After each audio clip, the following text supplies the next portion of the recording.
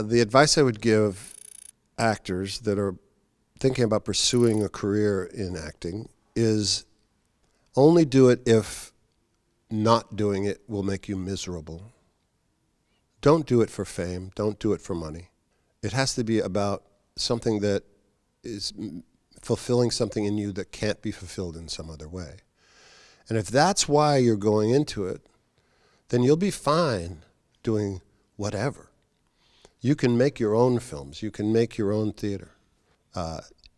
One of the things that we do at the Actors Gang is we try to produce theater without a lot of money, sets, glitz, glamour. We try to get the essence of telling a story. As Grotowski said, it's about an actor and one audience member. That's all you need for theater. You don't need sets. You don't need money. You need just that connection. That is theater. So that's doable. And so if that's something you want to do, then do it. It doesn't matter whether you're famous or not. An audience doesn't care. It really doesn't. What they care about is whether you're telling them the truth. And it doesn't matter if you're famous. If you're bullshitting, they're not going to like it. So that's why it's important to keep doing theater, is because it keeps you honest. You have to create a relationship with an audience in the moment. You have to make that palatable. You have to make that vibrant. That's not easy to do. So the idea that people are going to see you or coming to see your play that you've directed because you're famous, well, okay, great. I'm glad you're here. But now it's my job to create truth with you. So we train at the Actors Gang, we train with improvisation.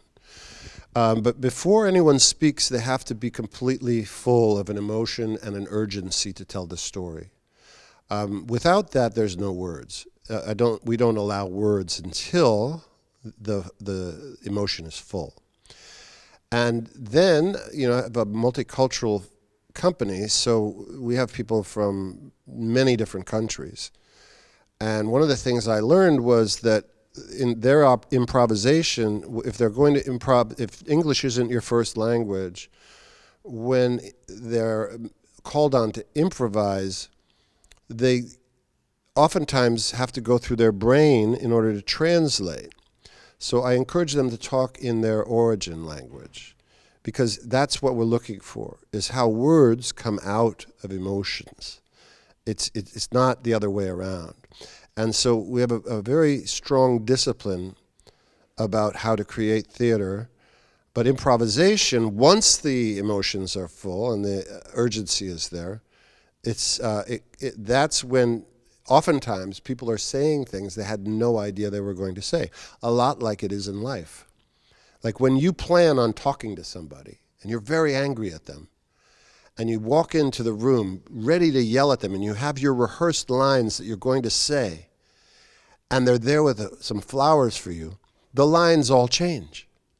So this is the way that life is, how we try to train our actors, is that yes, you know your lines, but you don't know you're going to say them. I found working with Clint Eastwood to be extremely liberating, because what it did was it put the discipline on you to not mess around. You only have one opportunity. He only allows one take. So you better be ready.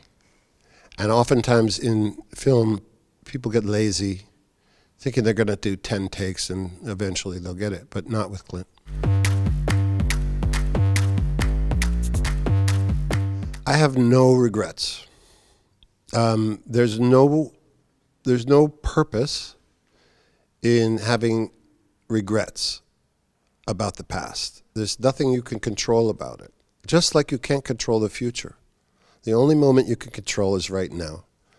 And so I don't even think about parts that I might have turned down. It doesn't matter.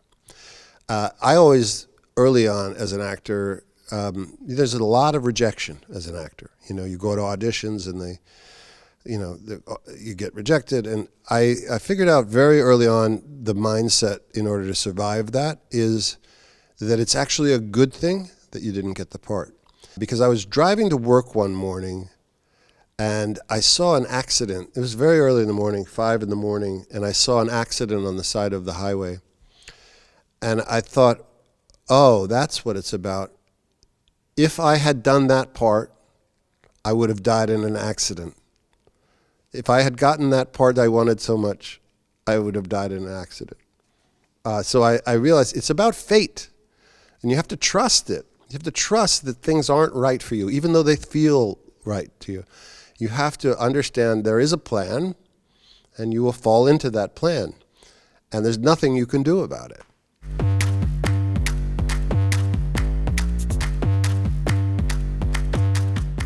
I think it's extremely dangerous. AI is extremely dangerous for the film industry because we already have a situation where the people that are producing films are already screwing creatives, in the way they pay them and in the way that they treat them, the hours that are worked. So we can't trust them to suddenly have a come to Jesus moment where they start behaving in a different way. They will cut the line of cost more and more to create more profit for themselves. That's just going to happen. That's in their nature. So the tragedy is that there are incredibly creative people outside of acting whose jobs are going to be replaced. That's unconscionable for me. There's a movement with some people that they will not work in productions that use AI, but it has to come from the top up. It has to be the people that are at the top of the industry that make this demand. And oftentimes these people are at the top of the industry because they haven't made these demands. So it's a circular thing that it's self-destructive. And here's the good news. Even with all that, even with the dangers of AI, there's no way that theater can be produced with AI. No way. You can maybe create a script from an AI program, but you can't create the truth on stage without humans. Well, there is an audience like that, but there's a growing group of people that are just not satisfied with that. And they're searching for what? The truth, again, the truth. And no matter how sophisticated the technology gets, there's no AI that will ever be a human being. So the theater will survive, as it has survived for thousands and thousands of years. It becomes more relevant as we get further and further down this road. And also in film, I believe that audiences will be able to detect it. You already see it. I can see it already. That's fake. And you're lying to me, and I resent you for that. So it's really about, as an audience member, empowering yourself to make your choice. And if the audience says, I'm not going to any AI films, they're lying to me, then it will go away. It won't, unfortunately, go away, and this is the tragedy we're living in right now. I know many people in the industry that have now said, I can't do this anymore because I can't make a living anymore. Between AI and the strikes that we just had, the industry is in a crisis. And it's in a crisis because of greed. And greed never leads to anything positive. It only leads to misery. And one of the reasons I chose to be an actor and to be a creative person was because it was one of the few professions that didn't have that. There was still a potential for dignity and still a potential for living a life that is not exploitative of other people. And now technology has created exploitation within our own industry. And I would hope that the human beings that are running these studios will understand how much they are participating in their own destruction. It's the same thing that happened when people started making the choice to bring movies out of theaters and into cable and streaming. They're creating their own destruction. And it's not very wise. It's greedy. It makes them millions and millions more dollars. But eventually, there are going to be very rich people with no soul.